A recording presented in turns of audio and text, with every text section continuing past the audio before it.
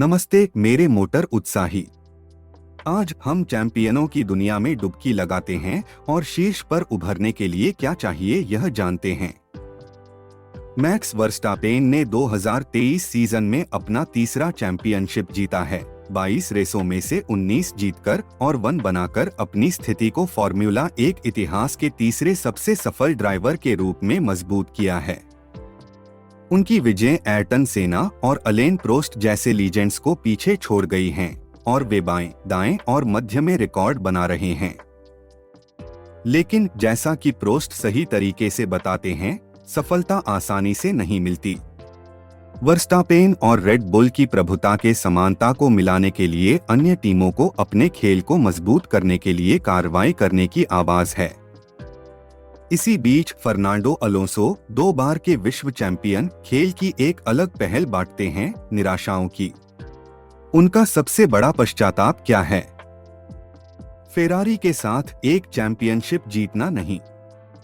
हालांकि हार के बावजूद 42 वर्ष की उम्र में भी अलोंसो ड्राइवर्स चैंपियनशिप में तीसरी जगह पर बनाए रखते हैं, जो मोटर रेसिंग में उम्र केवल एक नंबर है, यह साबित करता है। जीतों, हारों, रिकॉर्डों और पश्चातापों का एक तूफान, यही है फॉर्मूला 1 दोस्तों। सबको पूरी गति से चलाओ। मैं आपका मेजबान हूं, एंजो, जो आपको फॉर्मूला 1 की दुनिया से सबसे गर्म ट्रेंड और समाचार लेकर आ रहा हूं।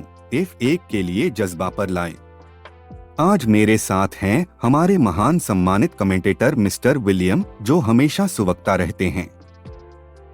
नमस्ते सभी को। एंजो, यहाँ होने के लिए खुशी हुई। हमेशा आपके साथ होना बहुत अच्छा होता है विलियम। और हमारे सुनने वालों के लिए, अगर आप फॉर्मूला 1 के बारे में सब कुछ प्रेमी हैं, तो सदस्यता लेना, सूचनाएं चालू करना और हमारे पॉडकास्ट को अपने दोस्तों और परिवार के साथ साझा करना न भूलें। आपका समर्थन हमारे इंजनों को गति में रखता है। बिल्कुल सही दोस्तों, यह हमारे इंजनों के लिए ईंधन है। तो फॉर्मूला 1 की तनावपूर्ण दुनिया में खुद को बंधने के लिए तैयार रहें। वर्स्टापेन की प्रमुखता और अलोंसो के विचारों के साथ आज बोनट के नीचे काफी कुछ है। आप विचारों को शेयर करने जा रहे, अनुभवों पर विश्वास नहीं करेंगे, हर पेट्रोल हेड की खुशी। ओह, मैं इंतजार नहीं कर सकता एंजो। और यही है उस आत्मा की प्रतिष्ठा विलियम। जैसा कि हम हमेशा कहते हैं, पूरी गति से आगे बढ़े। चलिए सीधे अंदर उतरते हैं।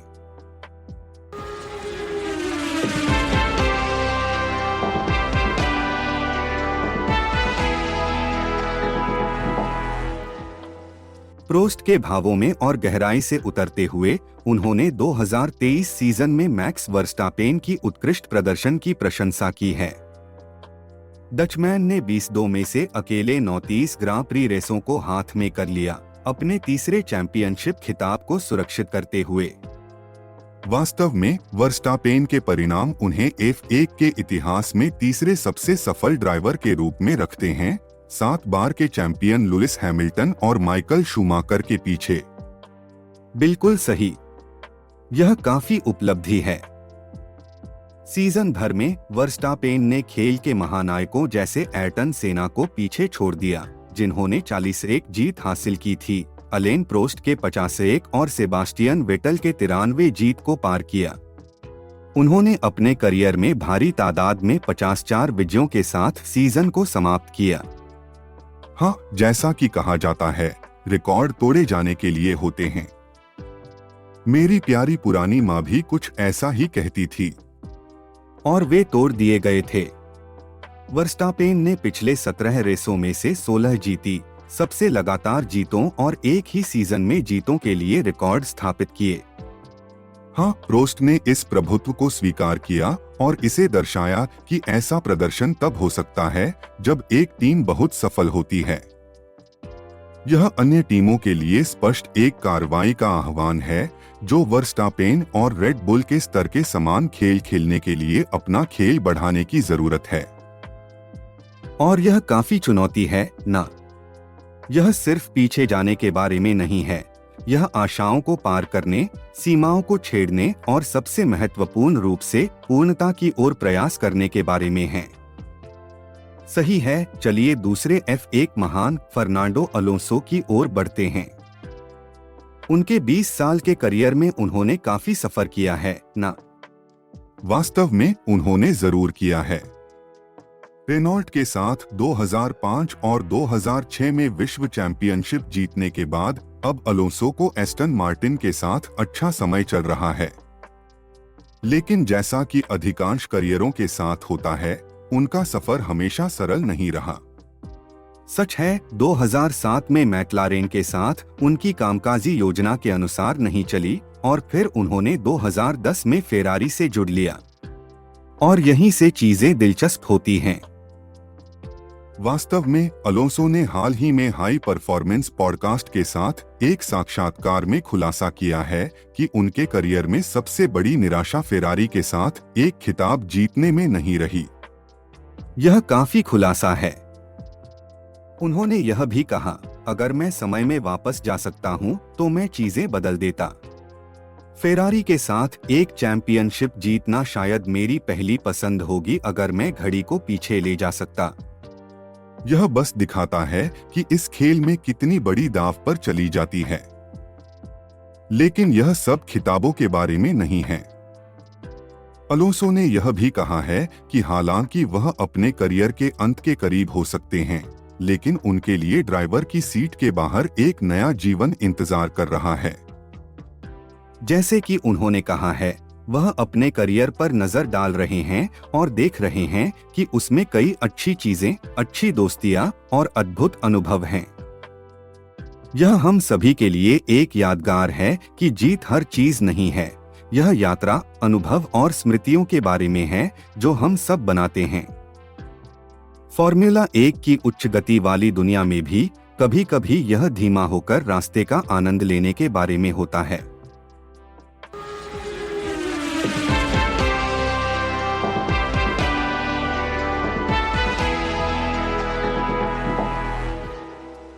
अलोंसो के शब्दों को और ध्यान से सोचते हुए वह एक महत्वपूर्ण दृष्टिकोण साझा करते हैं।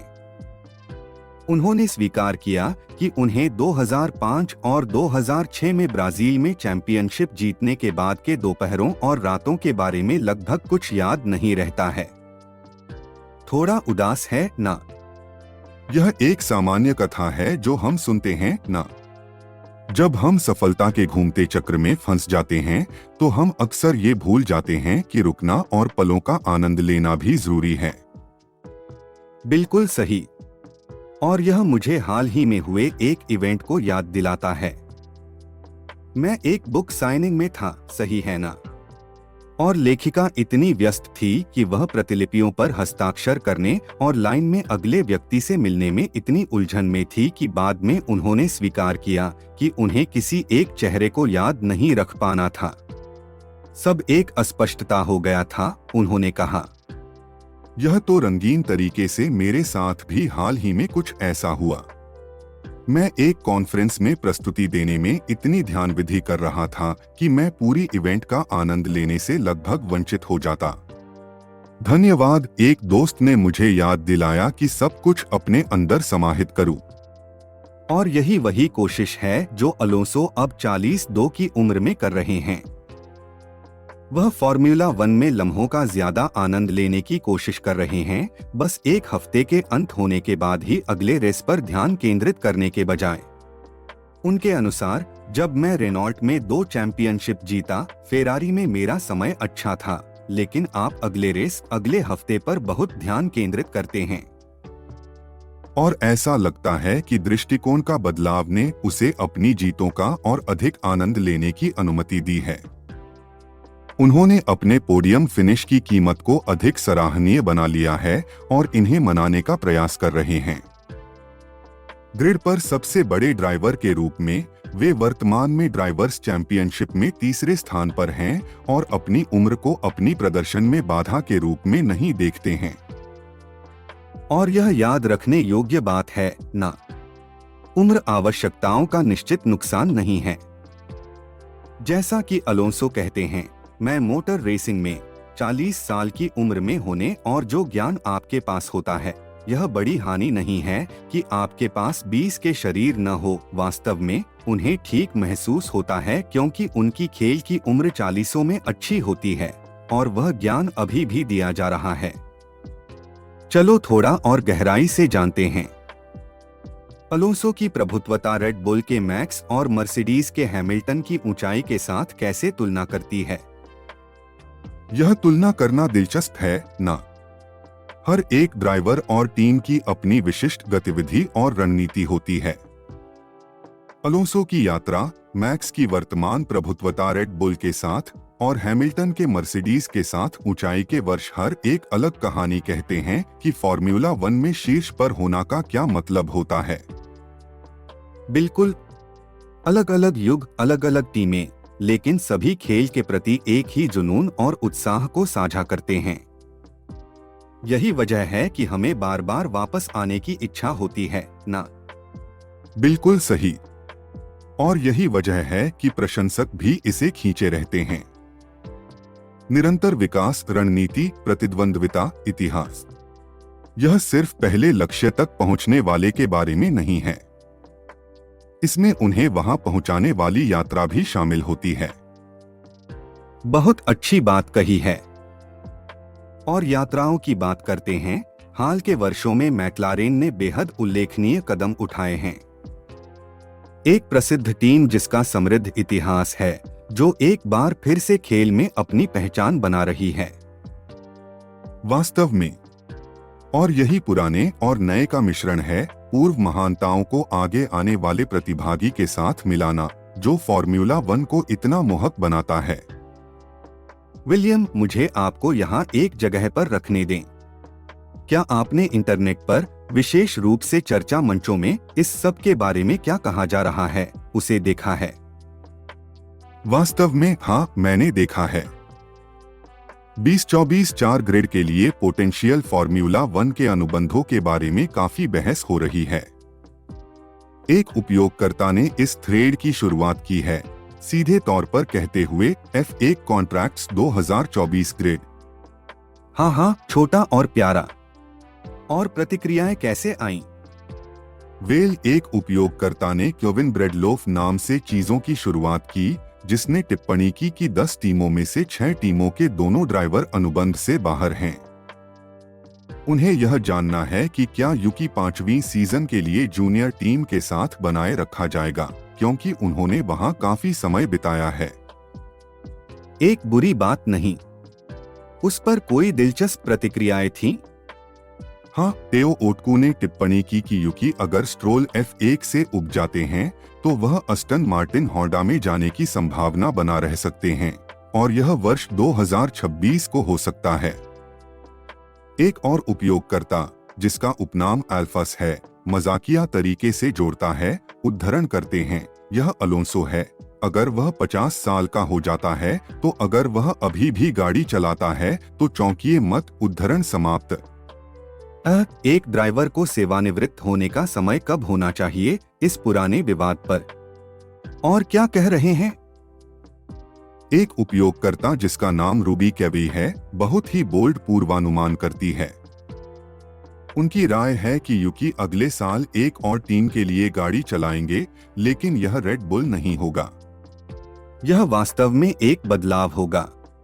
और इस सिद्धांत का प्रतिक्रिया क्या है? व्यापारिक ब्रेडलोफ फिर से चर्चा में वापस आता है, जो सुझाव देता है कि एस्टन होंडा को लेकर युकी और अलोंसो की साझेदारी संभव हो सकती है। यहाँ यह भी कुछ अनुमान है कि अगर अलोंसो अभी भी सेवानिवृत्त नहीं होना चाहते हैं और स्ट्रोल स्थिर रहते हैं तो युकी कहाँ जा सकते हैं। हाँ, इसलिए काफी सारी अनुमान और पूर्वानुमान घूम रहे हैं। बिल्कुल। और यहाँ एक यूजर नामक ओपिनियनेटेड डेवलपर का मजेदार टिप्पणी है, जो कहता है, सिल्ली सीजन ही नहीं शुरू हुआ है, बल्कि यह शाब्दिक रूप से समाप्त भी हो गया है। ऐसा लगता है कि प्रशंसक उत्सुकता से अगले सीजन के ड्राइवर लाइनअप परिवर्तन की प्रतीक्षा कर रहे हैं। हाँ, फॉर्मूला 1 की दुनिया में हमेशा जीवंत होता है। उसके लिए धन्यवाद, विलियम। अच्छा, आज के F1 के लिए जज्बा के एपिसोड के लिए इतना ही। हमने फॉर्मूला 1 टीमों के गतिविधियों, ड्राइवरों के अनुबंधों और इस खेल को इतना आकर्षक करने वाले तत्वों पर चर्चा की है। हम आपके साथीत्व की कदर करते हैं। हमें सदस्यता लें, नोटिफिकेशन बेल पर क्लिक करें और हमारे पॉडकास्ट के बारे में अपने साथी फॉर्मूला 1 प्रशंसकों को बताएं। आपका सहयोग हमारी चर्चाओं में ऊर्जा भरता है। बिल्कुल, और कौन जानता है, आपकी रात की बातचीत आगामी रेस के बारे में हमारे शो पर अगला हॉट टॉपिक हो सकती है।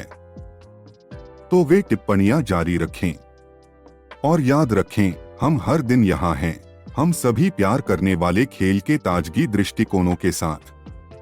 आप एक भी एपिसोड नहीं छोड़ना चाहेंगे क्या? इस फॉर्मूला 1 की यात्रा में अपने साथी के रूप में F1 के लिए जज्बा का चयन करने के लिए धन्यवाद। हम अगले एपिसोड में आपको देखने के लिए बेताब हैं। और जब तक हम फिर मिलें, चलते रहें। हमारा नारा दोहराएं, मेटल पर पेडल घुमाएं, सड़क पर ध्यान रखें। हमारे चैनल की सामग्री सोना है। जल्द ही मिलते हैं।